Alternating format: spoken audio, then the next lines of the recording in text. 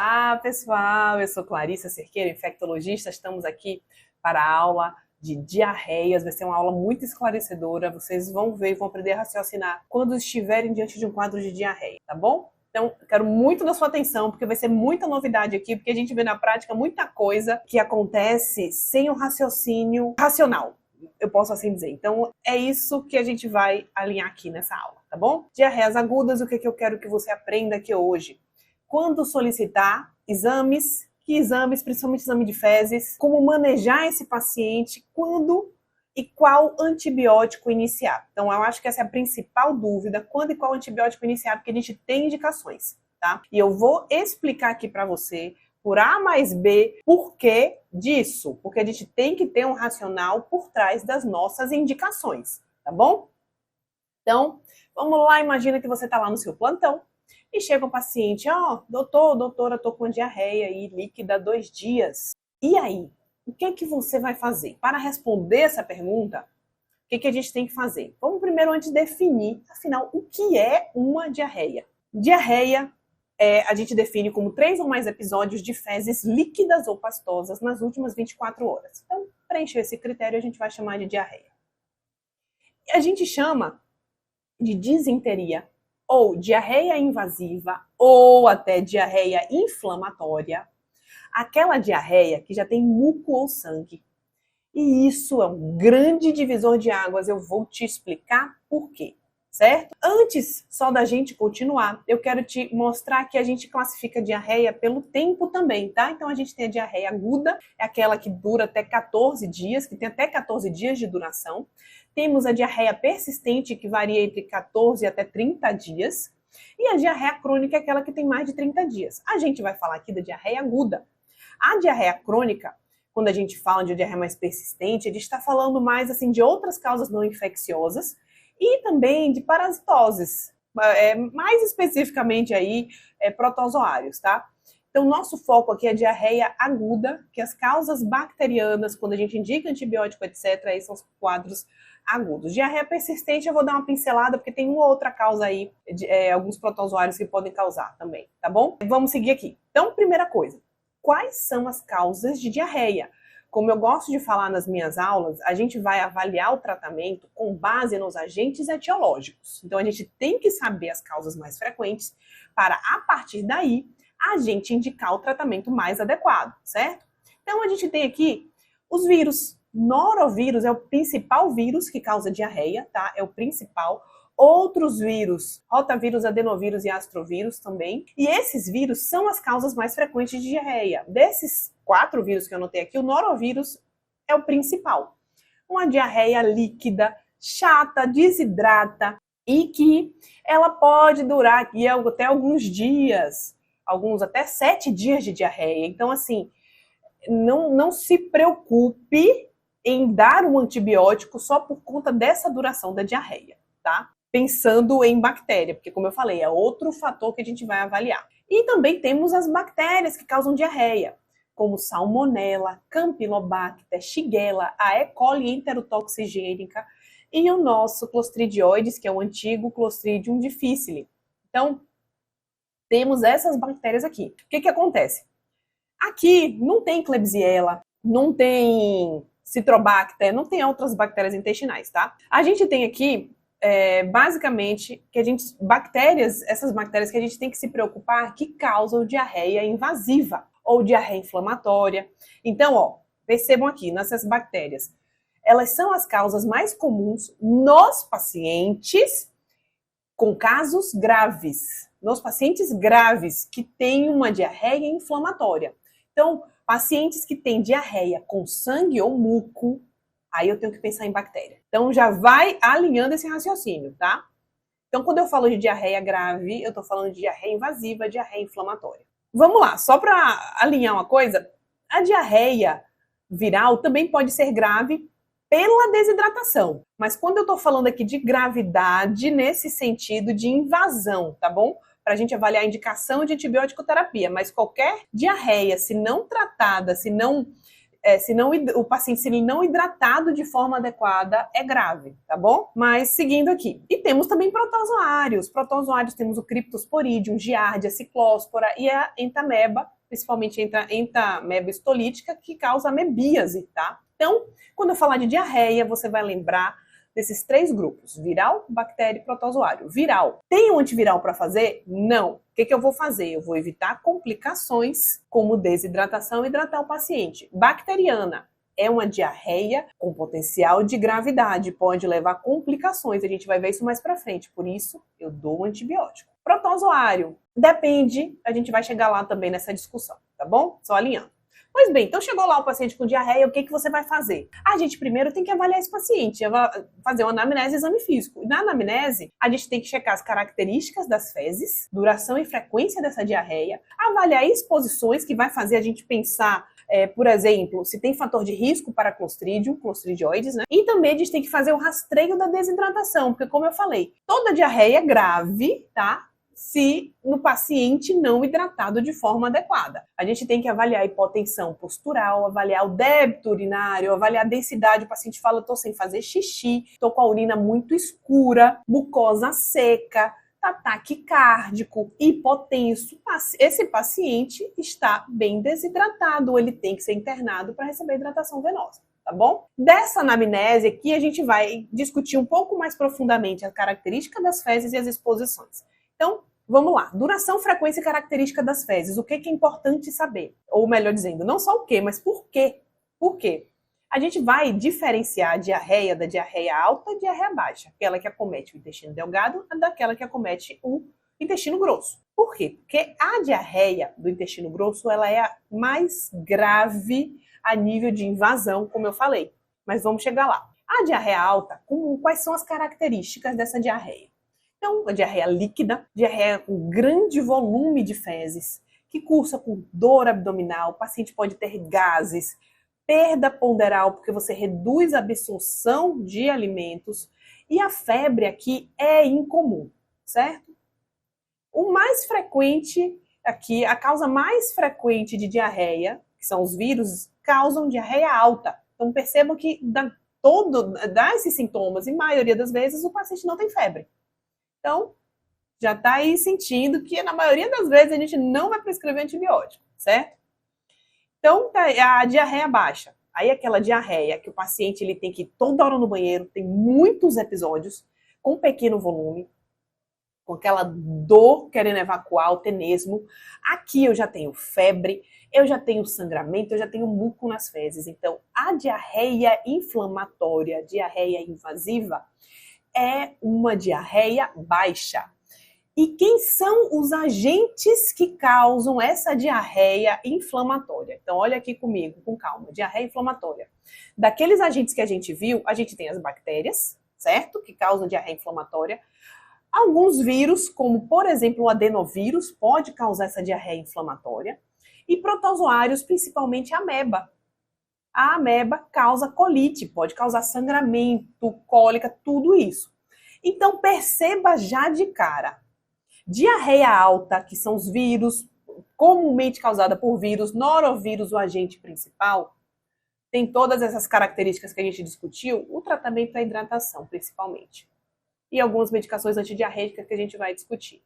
Quando eu falo de diarreia baixa com essas características, eu tenho que lembrar destes agentes que eu deixei aqui anotado, lembrar das bactérias e lembrar também desses aí, o que eu posso tratar? Bactéria e protozoário, a ameba, certo? Então, esse raciocínio aqui que a gente está montando. Mas vamos lá que ainda tem coisa para a gente discutir e a gente amarrar isso de uma forma mais interessante para você raciocinar. Então, de exposições, ainda falando um pouquinho da anamnese, a gente tem que questionar a alimentação desse paciente e medicações. Por quê? Comida ou bebida contaminada com fezes, isso aí é fator de risco para infecções diarreicas, para infecções bacterianas, olha, já me atrapalhando aqui. Leite ou suco também não pasteurizado pode levar à aquisição de uma dessas bactérias aí, tá bom? Medicações, antibiótico, fator de risco para clostridioides, inibidores de bomba de prótons, também fator de risco para clostridioides. Então, Lembra aí disso. Só um parênteses que eu ainda não falei aqui, tá? Algumas vezes, assim, a gente sempre questiona a alimentação. Ah, você comeu uma pizza ontem e tive diarreia hoje. Tem um tipo de diarreia que a gente fala que é diarreia por toxinas pré-formadas de Staphylo aureus ou Bacillus cereus. São duas bactérias que estão lá na comida. Se você não come, está lá em temperatura ambiente, elas produzem toxina. E essa toxina vai levar uma diarreia. Em geral, ela é logo após, algumas horas depois da alimentação. Então, essa diarreia que dá logo após comer uma comida estragada é uma diarreia por toxina pré-formada. Então, a bactéria não é a bactéria que vai causar a diarreia, é a toxina que a bactéria já produziu na comida. E ela é autolimitada. Passou alguns momentos aí, você botou tudo para fora, acabou. Botou a toxina para fora, o intestino todo para fora também, dependendo da quantidade de episódios. Passou, certo? E, em geral, essa diarreia por toxina, ela leva também a muitos vômitos. Então, quando o paciente falar que comeu alguma coisa que ficou muito tempo fora da geladeira, coisa mais estragada, tem que lembrar dessa diarreia por toxina, que ela é autolimitada, tratamento também sintomático, tá bom? Mas vamos lá, seguindo. Agora que a gente falou da anamnese, vamos discutir sobre o exame físico. O exame físico a gente tem que rastrear desidratação, hipovolemia, e investigar esse abdômen para ver se tem alguma complicação dessa diarreia inflamatória, principalmente. Então, eu vou avaliar as mucosas, eu vou ver o turgor da pele se está reduzido, frequência cardíaca e a pressão do paciente. E na barriga, o que eu tenho que prestar atenção? Sinais de peritonite, que posso ter, a depender da gravidade, até perfuração intestinal. Então, rigidez, dor à descompressão brusca, também investigar. E ilho, avaliar se esse paciente está com o abdômen muito distendido, tá bom? Então, esse aqui é o foco do exame físico no paciente com diarreia. Ok, então já sei o que eu vou avaliar desse paciente, já sei o que eu vou perguntar, já sei o que eu vou focar no meu exame físico. Como é que agora eu vou manejar esse paciente? Então, eu vou pedir exames. Vamos lá, exames laboratoriais. Se o paciente tiver uma febre alta, pode sugerir salmonella, shigella, campylobacter, uma dessas bactérias mais graves, aí a gente pode pedir hemocultura. Do contrário, não precisa. Vou ter que pedir hemograma, eletrólitos, função renal, porque eu tô falando de um paciente que está desidratando, ele perde líquido, perde eletrólitos, tá bom? O hemograma também pode ajudar, muitas vezes ele está com um leuco muito alto, já sugerindo um quadro aí bacteriano. Exame de fezes, vou chegar nesse ponto, a gente vai se aprofundar mais no próximo slide. Mas já adianto, geralmente não são necessários, porque geralmente essa diarreia líquida, se for diarreia alta nas características, vocês não vai pedir, já adiantando, não precisa de exame de fezes porque é viral, tá? Exames de imagem. Você vai ter que avaliar se o paciente tem sinais de peritonite ou de íleo, aí você vai solicitar ou ultrassom ou tomografia, o que você tiver disponível, né? Porque muitas vezes você trabalha numa UPA, você não tem nada disponível, não vai solicitar nada, mas se você tiver disponível, solicita um exame de imagem para avaliar, porque esse paciente aí já é um paciente bem mais grave. E eu vou indicar internação nesse paciente quando? Se o paciente tiver uma diarreia inflamatória, está com sangue ou muco nas fezes, a gente vai ter que internar esse paciente. Se o paciente está com a hipovolemia, você vai ter que fazer hidratação venosa. Ou um paciente que tem potencial de gravidade, um paciente com a diarreia, doença cardiovascular, pode descompensar, um paciente também imunossuprimido, a gente vai internar para pelo menos acompanhar essa melhora e depois liberar para casa, tá bom? Mas então, e os exames de fezes? Era isso que eu queria chegar. Porque, como é o comum, né? Vamos lá, você está lá no pronto-socorro, chegou a diarreia, bem frequente, CF-metro, IPPF, coprocultura, todo mundo pede tudo, mas vamos alinhar esse conhecimento. Você não vai iniciar ceftriaxona e metronidazol, já adianto que ceftriaxona nem está aqui nesta aula, tá? Não está escrito em nenhum slide. Metronidazol até tá, mas por um motivo diferente, mas vamos chegar lá. Então, exame de fezes. Que exames você vai pedir?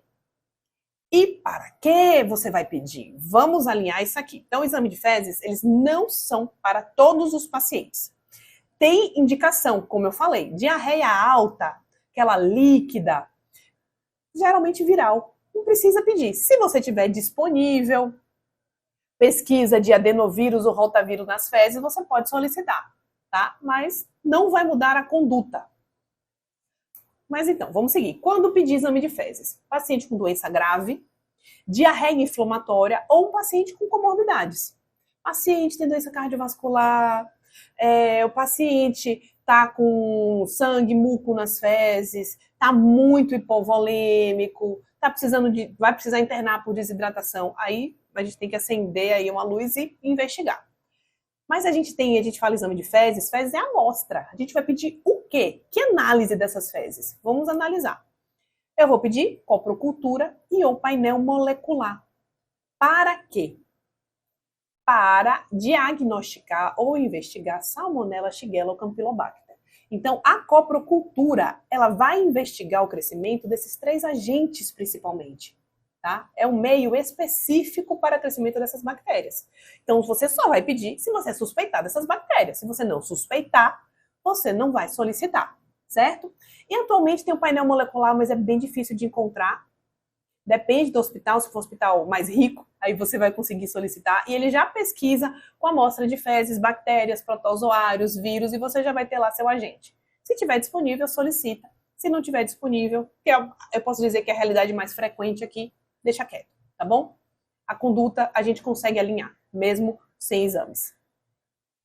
Outro exame, pesquisa de leucócitos fecais. Para que serve isso? O leucócito fecal, ele sugere uma infecção bacteriana invasiva. Ele vai ter um ponto importante aqui que eu vou já te explicar. Deixa eu só acabar de explicar essas indicações que você vai entender.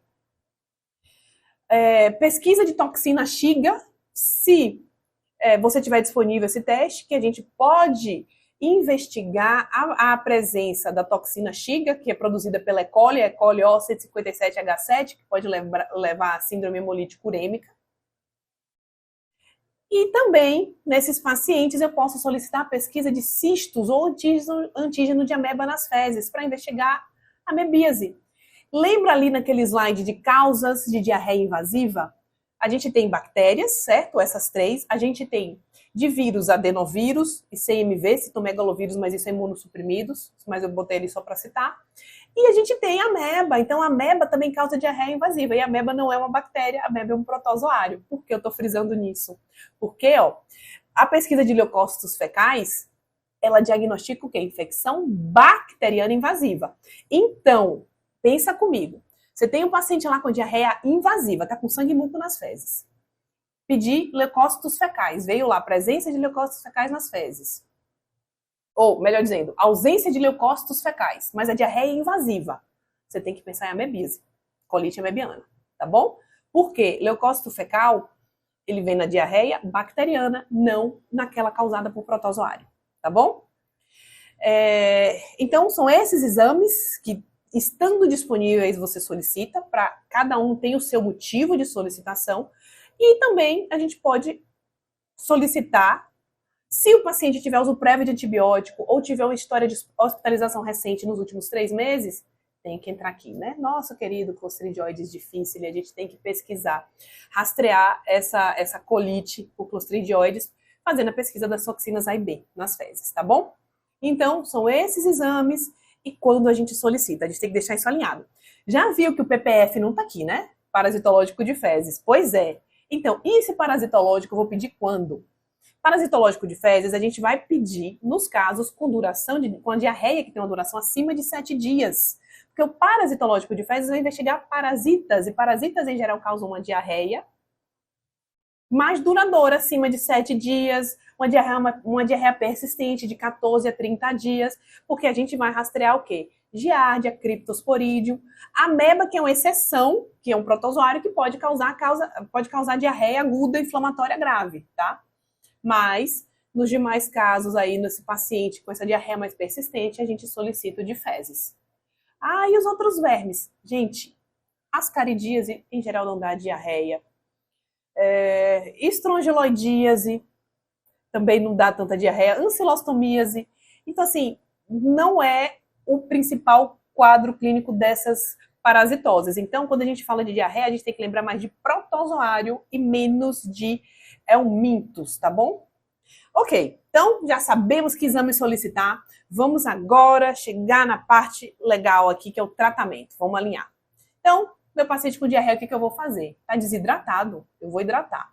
E a hidratação oral, preferência, certo? Pela hidratação oral e com solução de reidratação oral. Já tem uns prontos em farmácia, ou então tem um sachê que você coloca e dissolve e toma.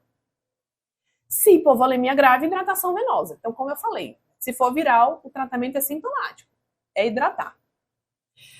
E o paciente está com dor.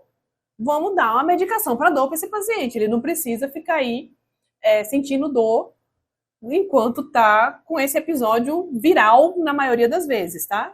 Então, faz uma dipirona, faz um paracetamol, pode associar um Buscopan, que é um antiespasmódico para cólica. E, ponto importante, antidiarreicos. Eu posso prescrever uma medicação para reduzir a diarreia? Posso.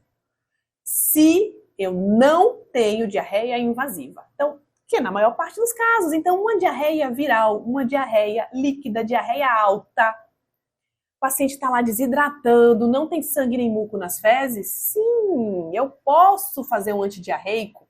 E eu tenho aqui algumas opções, eu tenho duas grandes opções. A loperamida, que é o mais famoso aí, Mosec, faz 2 comprimidos logo, dose de ataque, e depois, 2 comprimidos de 2 miligramas, você faz uma dose de ataque, e depois 2 miligramas após cada evacuação, tendo a dose máxima aí de 8 comprimidos por dia, certo? E a outra medicação, que é o Racecadotril, tem nome comercial Tiorfan ou Avid, está relativamente bem frequente, eu vejo muita gente já prescrevendo. A gente faz 100 miligramas de 8 em 8 horas, dose máxima aí de 4 comprimidos por dia. A gente pode fazer isso por até 7 dias. A loperamida é um derivado do opioide, um opioide, eu posso assim dizer. Então, ele vai dar uma travada no intestino. Já a Racecadotril é um antissecretor intestinal. Ele reduz a secreção de água, então ele melhora essa desidratação. Mas ele não reduz a frequência. Já a loperamida pode reduzir a frequência, tá bom? Lembra disso aí. Então, seguindo do tratamento, além de hidratação, sintomáticos, antidiarreicos, a gente vai estimular a alimentação. O paciente está com diarreia, tem que tentar estimular essa nutrição. Por quê? Porque a alimentação vai estimular a renovação dos enterócitos. Então, o paciente tem que se alimentar. Porém, evitar gorduras e laticínios, porque depois de um quadro de diarreia, o paciente pode ter aí uma certa intolerância à lactose. Beleza? Então, probióticos, vamos fazer? E aí, sim ou não? Não, meus amores, a gente não vai fazer probióticos. Olha, não adianta nada. Não encurta diarreia, não melhora diarreia. Se melhorar foi coincidência, não porque está usando probiótico. Então, não tem benefício comprovado. Não reduz gravidade nem duração da doença. Ah, mas o paciente quer tomar. Se ele quer tomar, ok. O probiótico tem outros benefícios, mas para tratamento de diarreia aguda não tem benefício comprovado, tá? Outros benefícios a gente não vai entrar aqui nessa discussão. Então, mas bem, se o paciente quer tomar, você quer prescrever, etc., tudo bem, você prescreve. Não vai, tem outros benefícios X aí dos probióticos, mas para diarreia não vai ajudar. E antibiótico? Essa é o X da questão. Então vamos lá. A gente vai indicar antibiótico quando houver benefício na redução de complicações.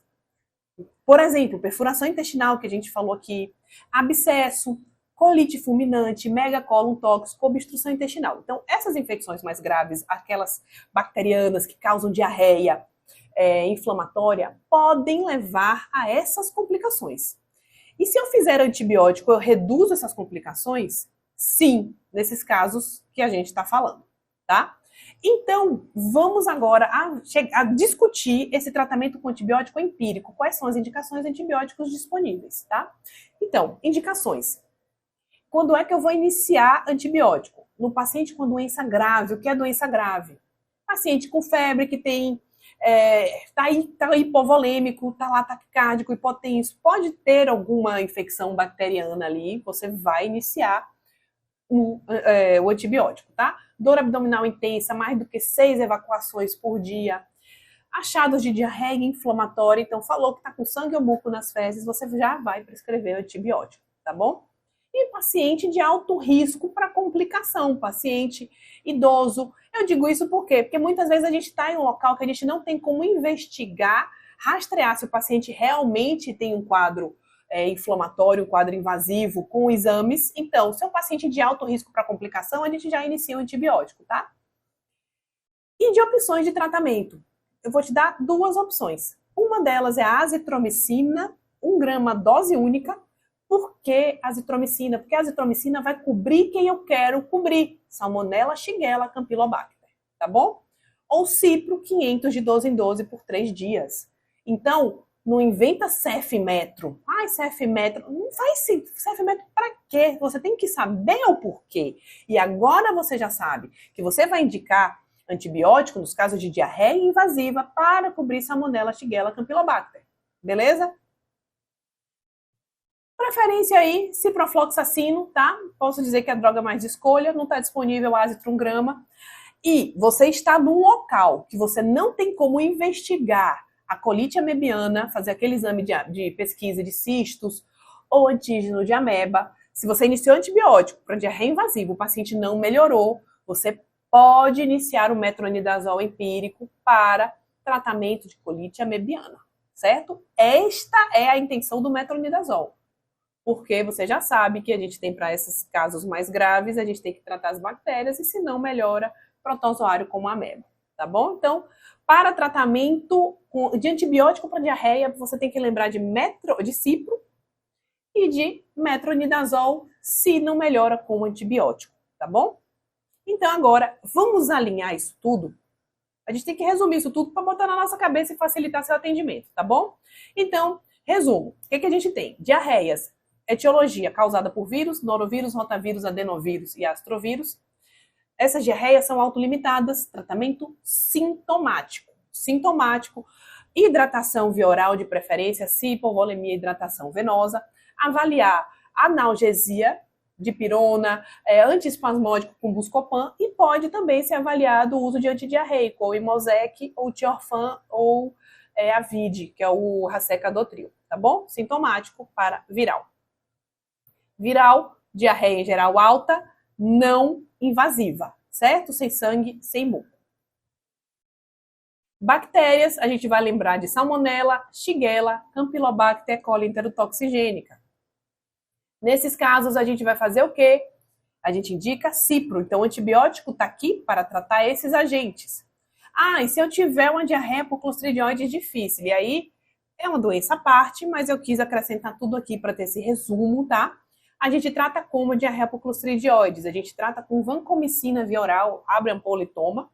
Dependendo da gravidade, aí a gente associa metronidazol venoso ou não, tá bom? Protozoários. O que a gente tem? Giardia, ameba, o tratamento desses protozoários em geral é com metronidazol.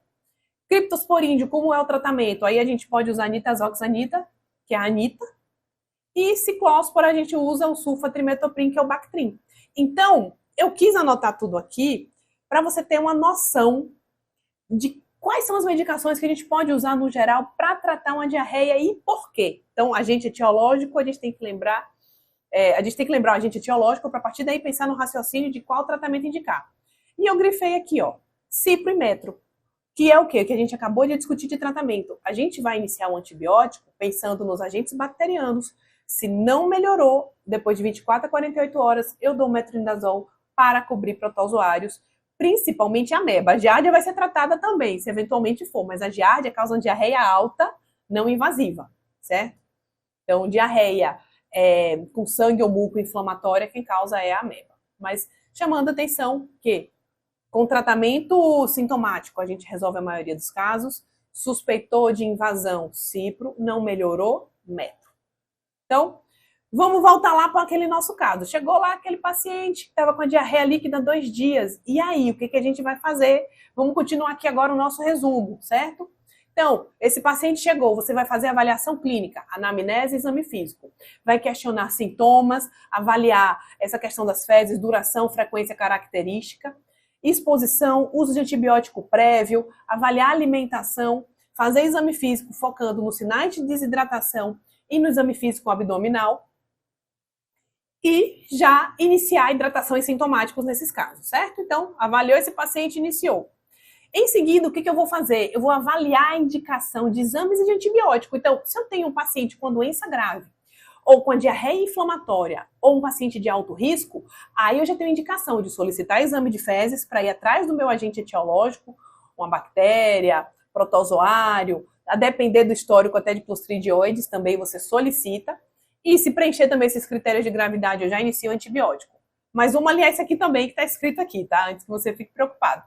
Então, estou com esse quadro de gravidade, eu vou solicitar coprocultura, eu vou iniciar cipro ou azitromicina, eu também vou iniciar metronidazol se ausência de melhora em 24 a 48 horas e se fator de risco para clostridioides, como internação recente ou uso de antibiótico nos últimos 3 meses, a gente vai fazer a pesquisa, se for positivo, aí avaliar o tratamento, tá bom? Então, a gente agora amarra esse conhecimento de diarreia.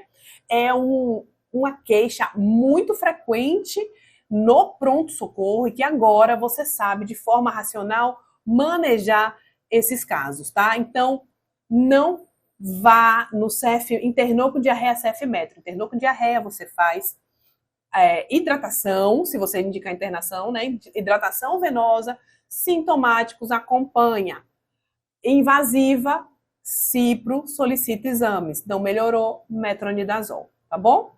Qualquer eventual dúvida, eu estou à disposição. Temos aí o nosso grupo no WhatsApp e o fórum de alunos. Estou repetindo, né? Estou à disposição aqui para a gente esclarecer. Eu fico por aqui e até a próxima.